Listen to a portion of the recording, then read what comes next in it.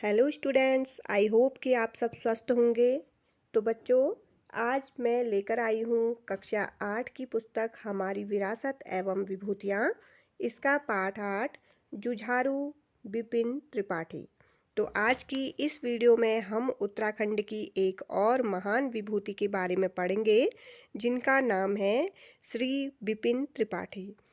तो वीडियो को शुरू करने से पहले मैं कहना चाहती हूँ उन स्टूडेंट से जो आज मेरी वीडियो से नए जुड़े हुए हैं, जल्दी से आप मेरी वीडियो को सब्सक्राइब कर दीजिए और लाइक करिए। शेयर तो ज़रूर करिएगा, क्योंकि शेयर करने से इन वीडियोस के माध्यम से और लोग भी हमारे उत्तराखंड की जो महान विभूतियाँ हैं, विरासत है, उन्हें जान सकेंगे और उन्हें पहचान सकेंगे। तो चलिए बच्चों, और आप लास्ट तक बने रहिएगा वीडियो में, क्योंकि हम इस वीडियो की लास्ट में इसी पाठ से संबंधित कुछ महत्वपूर्ण प्रश्नों के उत्तरों को भी देखेंगे। तो चलिए शुरू करते हैं हमारा ये पाठ 8 जुझारू विपिन त्रिपाठी। उत्तराखंड के लिए 70 का दशक युवा चेतना का दशक रहा। जल, जंगल व जमीन के सवालों को लेकर युवा तेजी से मुखर थे। तो उस समय बहुत ज़्यादा परेशानी झेलनी हो रही थी।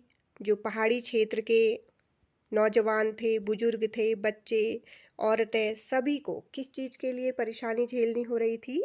जल, पानी के लिए, जंगल के लिए और जमीन के लिए। विपिन चंद्र त्रिपाठी इस युवा चेतना के प्रतिनिधि थे।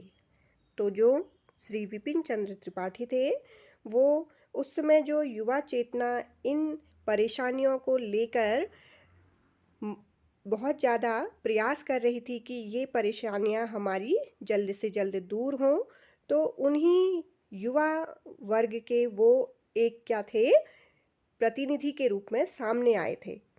वे पत्रकार, आंदोलनकारी, विचारक और संगठनकर्ता के रूप में परिपक्व हो रहे थे। वन आंदोलन, विश्वविद्यालय आंदोलन, तराई में जमीनों के सवाल, आपातकाल, नशा नहीं रोजगार दो, राज्य आंदोलन के अतिरिक्त स्थानीय स्तर पर हुए आंदोलनों में विपिन त्रिपाठी सक्रिय रहे। तो विपिन त्रिपाठी जी उस समय जो चले हुए वन आंदोलन थे, विश्वविद्यालय आंदोलन, विश्वविद्यालय बनाने के लिए जो भी आंदोलन किए जा रहे थे, और जो तराई क्षेत्र में ज़मीनों से संबंधित जो भी परेशानियां थी, आपातकाल की परेशानी थी, और जो नशा हमारे उत्तराखंड जो पहाड़ी क्षेत्र था उस समय धीरे धीरे अपने पैर पसार रहा था। यहाँ जो युवा वर्ग थे वो नशे के थोड़ा थोड़ा आदी हो रहे थे। तो उसकी नशे की जगह पर रोजगार की इन लोगों ने मांग की थी। और बहुत सारे जो राज्य आंदोलन चल रहे थे छोटे छोटे स्तर पर, उनमें श्री विपिन त्रिपाठी जी ने अपना बहुत ही ज़्यादा सक्रिय योगदान दिया था। बाद में वे उत्तराखंड की राजनीतिक और सामाजिक चेतना के प्रतिनिधि बने थे। तो देखिए बच्चों, कोई भी आंदोलन तभी सफल होता है जब उसमें कोई एक ऐसा नेता, या आप ऐसा कह सकते हैं कि कोई ऐसा चेतना जगाने वाला व्यक्ति अगर उसमें मिल जाए जो सभी लोगों को एक सही राह दिखाए, तो वो आंदोलन जरूर क्या होते हैं, सफल होते हैं। तो विपिन त्रिपाठी जी ने भी इसी तरह का कुछ कार्य किया था। जो युवा वर्ग थे उस समय, उनका इसी तरह से उन्होंने प्रतिनिधित्व किया था उनका, उन्हें सही राह दिखाई थी। विपिन त्रिपाठी का जन्म 23 फरवरी 1945 को अल्मोड़ा जनपद के द्वाराहाट विकास खंड के देरी गांव में हुआ था। पिता श्री मथुरा दत्त त्रिपाठी के साथ मुक्तेश्वर में रहकर उन्होंने प्राथमिक शिक्षा पूरी की। बाद में हल्द्वानी से ITI व स्नातक किया। उन्होंने कुछ समय अध्यापन का कार्य भी किया था। तो इस तरह से देखिए, उनकी जो एजुकेशन थी, शिक्षा थी, वो भी बहुत अच्छी रही थी उनकी। समाजवादी युवा जन सभा के साथ जुड़कर उन्होंने अपने राजनीतिक जीवन की शुरुआत की। इन्होंने द्वाराहाट जैसी छोटी जगह से द्रोणांचल प्रहरी के नाम से साप्ताहिक समाचार पत्र शुरू करने का साहस जुटाया। तो देखिए, द्रोणांचल जो द्रोणांचल प्रहरी इस नाम का जो साप्ताहिक समाचार पत्र था, वो भी इन्होंने ही शुरू किया था। इस पत्र के माध्यम से वह जनता के सवालों को प्रमुखता से उठाने लगे। उसी समय पर्वतीय युवा मोर्चा नाम से एक संगठन बना। विपिन त्रिपाठी इसके सक्रिय सदस्य थे। मोर्चे ने अपनी पर्ची, धरना प्रदर्शन, लेखों, नुक्कड़ नाटकों आदि के माध्यम से सामाजिक राजनीतिक चेतना फैलाने का कार्य किया।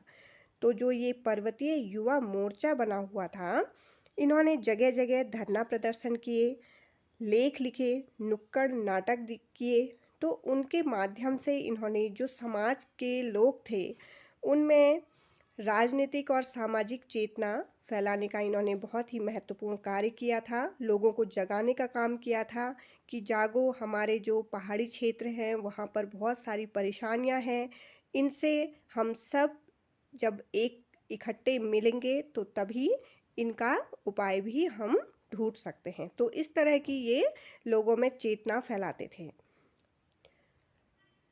पहाड़ों में वनों के दोहन का सिलसिला शुरू हुआ था, तो बहुत ज़्यादा संख्या में वन काटे जाने लगे थे। सरकार ने 30 वर्षीय एग्रीमेंट पर जंगलों को बड़े इजारेदारों को सौंपने का आदेश दे दिया। जंगलों की नीलामी भी होने लगी थी। कुमाऊं वन बचाओ संघर्ष समिति ने पूरे जोर शोर से इसका विरोध किया। त्रिपाठी का समाचार पत्र इस आंदोलन का मुख्य पत्र बना था। वन आंदोलन धीरे धीरे चिपको आंदोलन में बदलने लगा था। विपिन त्रिपाठी ने द्वाराहाट के चांचरी धार के जंगलों में डेरा डाल दिया। चांचरी धार को बचाने के लिए उन्होंने जो संघर्ष किया, वह वन आंदोलन के लिए बड़ी ताकत बनी थी। तो इन्होंने अपने दूसरे साथियों की मदद से बहुत सारे वनों को कटने से बचाया था, पेड़ों को कटने से बचाया था। उस समय पहाड़ में संगठित रूप से आंदोलनों की शुरुआत हो ही रही थी कि देश में आपातकाल लागू हो गया। सरकार का विरोध करने वाले लोगों को जेल में बंद किया जाने लगा। 6 जुलाई 1975 को द्वाराहाट से इन्हें भी गिरफ्तार कर लिया गया। जेल से छूटने के बाद जनता ने उन्हें बहुत ही ज़्यादा क्या दिया था, सम्मान दिया। यही सम्मान उनके सार्वजनिक जीवन का संबल बना। वह रुके नहीं, बल्कि उत्तराखंड जन संघर्ष वाहिनी से जुड़ गए। अब उनका जो मनोबल था वो क्या हुआ, ऊपर उठने लगा, क्योंकि जो यहाँ की पहाड़ की जनता थी, उन्होंने उनके द्वारा जो भी कार्य किया गया उस समय, वो जेल गए लोगों के लिए ही गए थे, तो लोगों ने क्या किया, उन्हें बहुत ज़्यादा सम्मान दिया, जिससे उनका मनोबल भी ऊंचा उठा। 80 के दशक में यह संगठन उत्तराखंड के जल, जंगल व जमीन के सवालों का प्रतिनिधि बनकर उभरा। वन आंदोलन फिर से शुरू हुए। त्रिपाठी उनमें भी सक्रिय रहे थे। सन 1984 में 2 बड़े आंदोलन हुए। एक ताड़ीखेत के ब्रॉन्ज फैक्ट्री में श्रमिकों का और दूसरा नशा नहीं रोजगार दो। इन दोनों आंदोलनों में विपिन त्रिपाठी की महत्वपूर्ण भूमिका रही। उन्हें फिर से 40 दिन जेल में काटने पड़े। जेल से छूटने के बाद जमीनों के सवाल को लेकर कोट खर्रा और बिंदुखत्ता में संघर्ष वाहिनी और आईपीएफ द्वारा चलाए जा रहे आंदोलनों में भी उन्होंने शिरकत की। पंतनगर में छात्रों के आंदोलन में उनकी सक्रिय भूमिका रही थी। वर्ष 1979 में उत्तराखंड क्रांति दल की स्थापना हुई थी। यूकेडी जिसे बोला जाता है, उत्तराखंड क्रांति दल, इसकी स्थापना सन 1979 में हुई थी। विपिन त्रिपाठी दल में शामिल हो गए। वे दल के महासचिव और केंद्रीय अध्यक्ष भी रहे। वह लंबे समय तक पार्टी में मार्गदर्शक के रूप में काम करते रहे। 24 जुलाई 1992 को गैरसैंण में हुए विशाल सम्मेलन में वीर चंद्र सिंह गढ़वाली के नाम पर गैरसैंण का नामकरण चंद्रनगर किया गया था। देखिए, गैरसैंण क्या है? गैरसैंण अभी उत्तराखंड की ग्रीष्मकालीन जो राजधानी है उसका ये गैरसैंण है जगह। तो आप सबको मालूम होगा इसका जो नाम है वो 24 जुलाई 1992 को एक विशाल सम्मेलन किया गया था गैरसैंण में। वहाँ पर उत्तराखंड के जो वीर चंद्र सिंह गढ़वाली जी थे, उनके सम्मान में गैरसैंण का नाम बदलकर चंद्रनगर किया गया था। गैरसैंण की राजधानी का शिलान्यास करने वाले शिल्पी भी यही थे। राज्य के निर्णायक आंदोलन में उक्रांद और संयुक्त संघर्ष समिति में उनकी नेतृत्वकारी भूमिका रही थी। शिक्षा व सामाजिक चेतना के प्रति हमेशा उनकी प्रगतिशील समझ रही। द्वाराहाट क्षेत्र को नई पहचान दिलाने में इनका अविस्मरणीय योगदान रहा। इन्होंने polytechnic, degree college, engineering college के लिए कई बार अनशन किया और जेल भी गए थे। वे द्वाराहाट के ब्लॉक प्रमुख तथा राज्य निर्माण के बाद प्रथम विधायक बने। अपनी बौद्धिकता से उन्होंने पहाड़ की नीतियों पर बहुत तथ्यात्मक, व्यवहारिक और दूरदर्शी बातें सदन में रखी। क्षेत्रीय विकास के साथ वे समूचे राज्य की जनपक्षीय नीतियों के लिए अंतिम समय तक संघर्षरत रहे थे।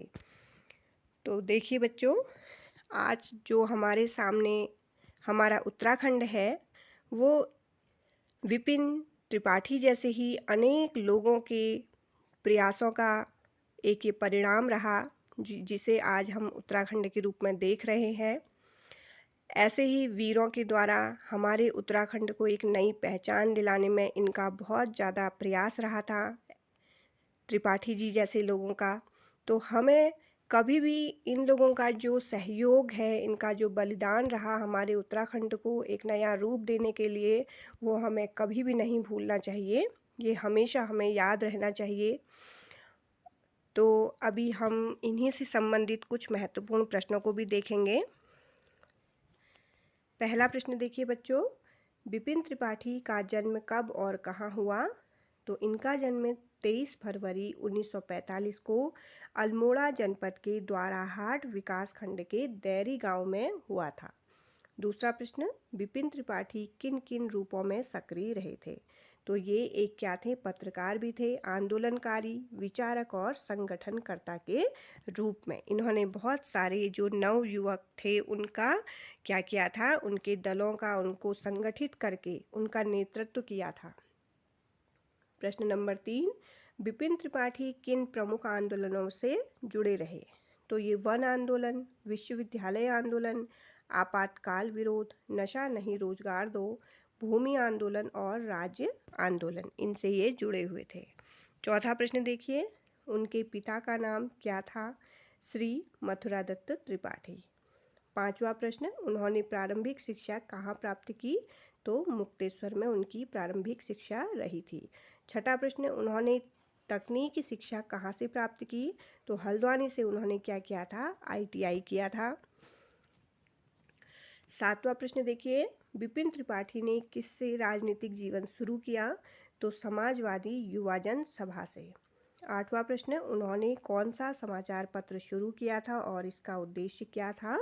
तो इनके द्वारा जो समाचार पत्र शुरू किया गया था उसका नाम था द्रोणांचल प्रहरी, जो कि साप्ताहिक था। इसका उद्देश्य जनता के सवालों को उजागर करना था। इसमें ये जो भी परेशानियां जनता की थी, उनके सवालों को वो उसमें देते थे। नवा प्रश्न देखिए, पर्वतीय युवा मोर्चा क्या था? ये एक सामाजिक राजनीतिक चेतना फैलाने वाला संगठन था। 10वां प्रश्न, जंगलों की नीलामी के विरोध में कौन सी समिति बनी? तो ये बनी थी कुमाऊं वन बचाओ संघर्ष समिति। 11वां प्रश्न देखिए बच्चों, वन आंदोलन किस आंदोलन में बदला? तो ये बदला था चिपको आंदोलन में।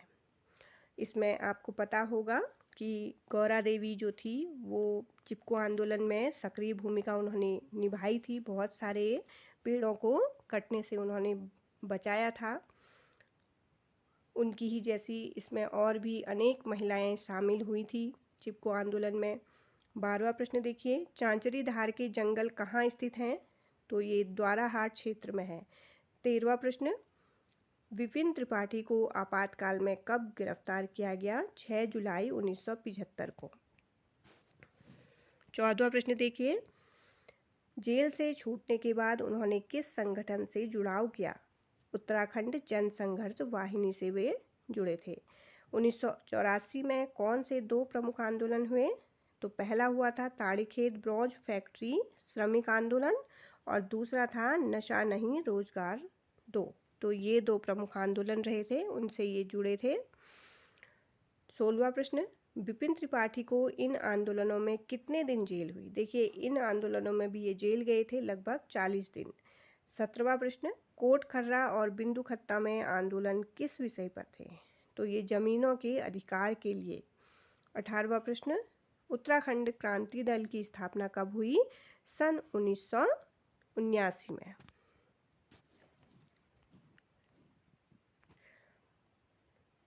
19वां प्रश्न देखिए, गैरसैंण का नाम चंद्रनगर कब रखा गया तथा यह नाम किसके सम्मान में रखा गया? तो 20 जुलाई 1992 को वीर चंद्र सिंह गढ़वाली के नाम पर गैरसैंण का नाम चंद्रनगर रखा गया था। 21वां प्रश्न देखिए, द्वारा हाट को नई पहचान दिलाने में उन्होंने क्या किया? तो उन्होंने कॉलेज, पॉलिटेक्निक और इंजीनियरिंग कॉलेज के लिए संघर्ष किया था। 22वां प्रश्न, वे जीवन के अंतिम समय तक किसके लिए संघर्षरत रहे? तो वे राज्य और जनता की भलाई के लिए अंतिम समय तक संघर्षरत रहे थे। और लास्ट प्रश्न है, विपिन त्रिपाठी को जुझारू क्यों कहा जाता है? क्योंकि उन्होंने जीवन भर अन्याय, शोषण और गलत नीतियों के विरुद्ध संघर्ष किया था। तो आपने आज इस वीडियो के माध्यम से जाना कि श्री विपिन त्रिपाठी जी कौन थे और उन्होंने हमारे उत्तराखंड के लिए कौन कौन से महत्वपूर्ण कार्य किए थे। तो आशा है कि आपको आज का पाठ अच्छा लगा होगा। तो कमेंट बॉक्स में आप ज़रूर बताइएगा। मैं जल्द ही इसके आगे का पार्ट आपके लिए लेकर आऊँगी। मिलते हैं मेरी नेक्स्ट वीडियो में, तब तक के लिए जय हिंद, जय उत्तराखंड, बाय बाय।